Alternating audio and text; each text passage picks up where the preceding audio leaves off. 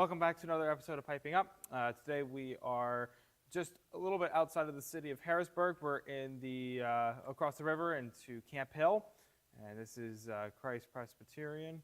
Next to me is Jordan and the organist. Thanks so much for having us today. Yep, of course. So the organ is a tube manual. It is a Schantz organ, and it is a 1987 build, 19 ranks, and it's situated across up here. There's mostly up here and on the other side, and we have one full rank across the top here, which is fully speaking. So, Jordan, tell us a little bit about your history as an organist and what you do here for the church. Sure. So my history as an organist is relatively new for most organists. Actually started when I was in college. I lived in Germany when I was in college, and when I came back after studying abroad, I didn't have enough credits because there was a snafu with the credits transferring over, and I ended up being short credits. So I needed to take extra courses. And I'd played piano growing up most of my life, and in college I had seen there was a chance to take organ lessons. They called it applied music, and you could learn the instrument for college credits. So I inquired about that and started taking lessons at the church on campus at Washington and Jefferson College in Washington, Pennsylvania. And I took one semester. I went to do my jury where they gave me the grade, and I played, and then the person who was grading me, if you will, said there was an opening for a small church outside of Pittsburgh in Canonsburg, and they were looking for an organist. Would I be interested? So it just kind of fell into my lap.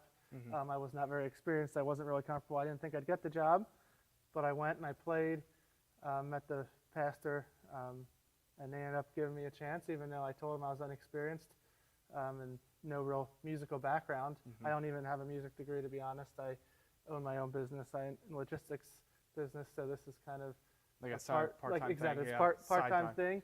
And I was just doing it in college at the time. I had no idea that I'd be an organist to this day. It was just something to make a few extra bucks while I was in college. I was a senior at the time, so I didn't think much of it.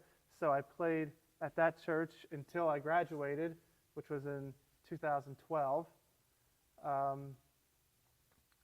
Moved back home and didn't really think much about organ or playing the organ after that. When I moved back, the church that I had grown up in and was attending,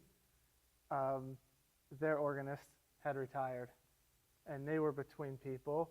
So I offered to sub until they found a full-time organist. So I subbed, and they just struggled to find an organist, so they found one.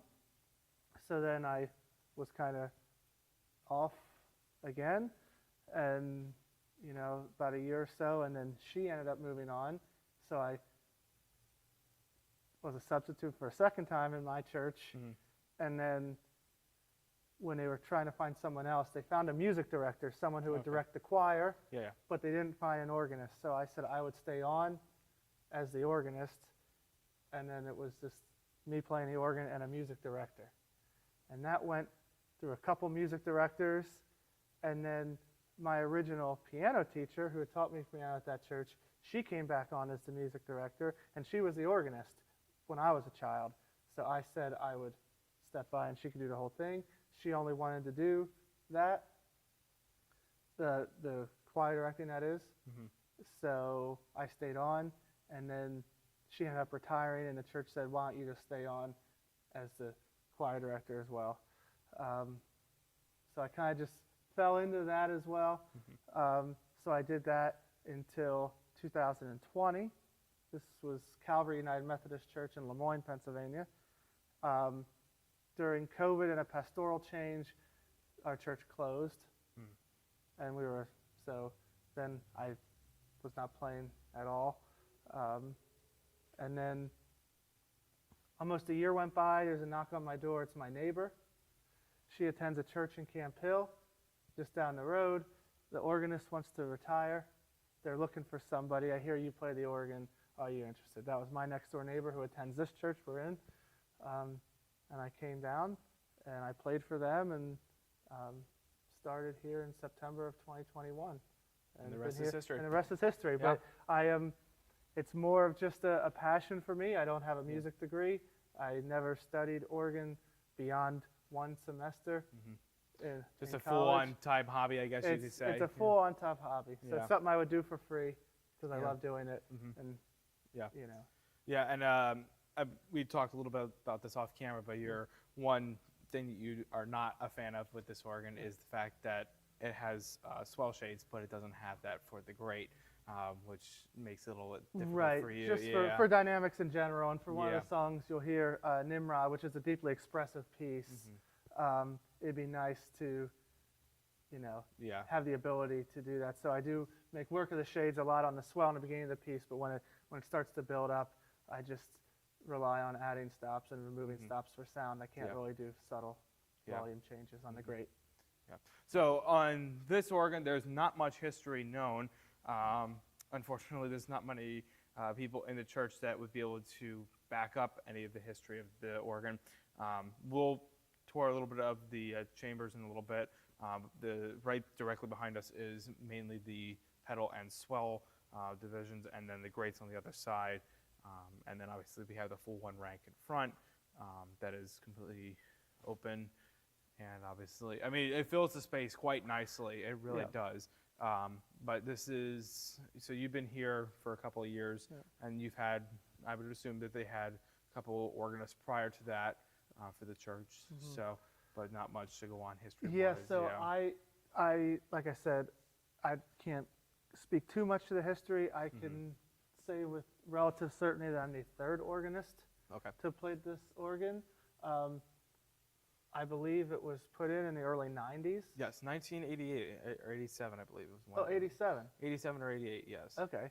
And then Luann Potter would have been the organist at that time. And then there was one more after her. And then I would be the third to play. Before was an Allen. Oh, okay. Beforehand. So this is the first pipe organ. Yeah, so they built into the space. Into this space. So it does, I would agree with you that the organ is suitable for the space. For the space, and it's one. Yeah, so it's almost in the same style as my own home church. If you want to see that episode, you can go back to all the way back to episode 4. So it has the same style. There would have been speakers behind the mesh here for that Allen, and so they installed this organ. So I imagine that would have been a very old Allen for sure, but it's a definite upgrade for this space. And I'll show you how they worked around all that to get all the pipes installed. It's quite spacious up there, but it does fit pipes quite well for sure. So let's go take a look at some of the pipes in the chamber. All right, to address the little, or I guess I should say the big pipe in the room, you have air that's coming from both of the black tubes, and they're feeding into the open rank that's out front, and then obviously you have the air tube that's running air from to both sides. So that's the main big thing you can see out here. All right, so we are up in the swell division here. Honestly, quite clean. They did some really nice work on the windchocks. So in front of us here on this front one is pretty much one of the only reeds, to be honest, here, except for maybe like 1 or 2 that I didn't look at yet. This is the trumpet. This is the 8-foot trumpet on this one here. Next we have the viol 8. So that would be this whole chest here. And then we have the viola celeste, which would be this section here. And then we have the 1 3/5 terrace as well. And that's the back side here, which is kind of hard to see with the camera, but it is here. Continuing on along here, and it's actually really difficult because we have a full chest here. I will mention we have the whole raw flute here. There's one on the back side here. This one, I am not actually sure what this exactly is. I've never seen this rank before. But it's here. That's all I'm going to say. I will probably mention in the video somewhere what exactly it is, because I'm not positive what it is. So that's that.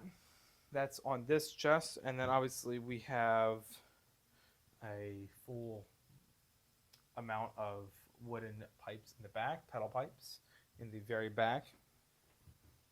Kind of move that way direction. This is the only spot, because this is the swell, this is the only one that has swell shades. So you can see the big pipes there. Those are some of the real big ones.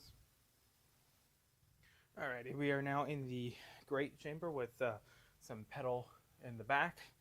You can see we have the grate principle on the front here. It's all here. A little bit over inside here too as well. We have the crumb horn, which is the only loud per se stop. I guess you'd call solo stop on the grate. It's this one right here. It's the only reed on this side, so it is definitely going to be your loudest one. Interesting, peculiar on the shape with brass.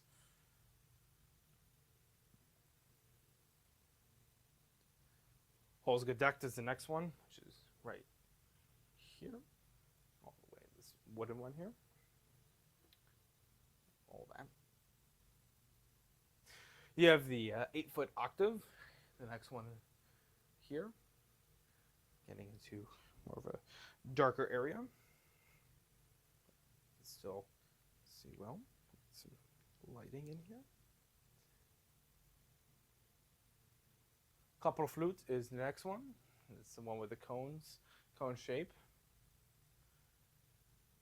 We got a mixture in the back, in the very far back there. Obviously, we have a chest here, wind chest, and then there's that trunk line leading out. So we have all of that. Have a small amount here, and then last but not least, we have the chimes.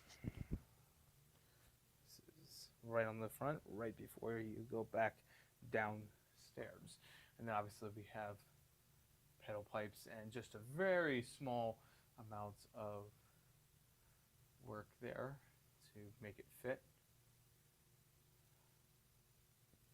And that is the grate on this side. Once again, this is unfortunately not, does not have any control for sound. It is all open. Makes a little bit interesting for sound. It's kind of hard to control how things sound out in the sanctuary. And you can see through here, the grill here, see the sanctuary out there. And that is the grate.